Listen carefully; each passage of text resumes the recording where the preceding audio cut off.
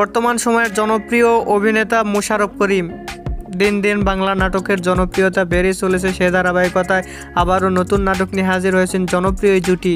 নাটকটির নাম same same but different. এই নাটকটিতে অভিনয় করেছেন বর্তমান সময়ের আলোচিত অভিনেতা মোশাররফ করিম, শাকিলা পারভীন সহ আরও এই নাটকটির রচনা ও পরিচালনা করেন মেহেদী রনি। নাটকটি খুব শীঘ্রই বিন্দু ভিশনের ইউটিউব চ্যানেলে প্রকাশিত হবে। আপনারা দেখতে চাইলে অবশ্যই বিন্দু ভিশনের ইউটিউব চ্যানেলে চোখ রাখুন এবং নিয়মিত নতুন নতুন নাটকের আপডেট পেতে হলে অবশ্যই চ্যানেলটিকে সাবস্ক্রাইব করে রাখুন। পরবর্তী ভিডিওর জন্য অপেক্ষা করুন।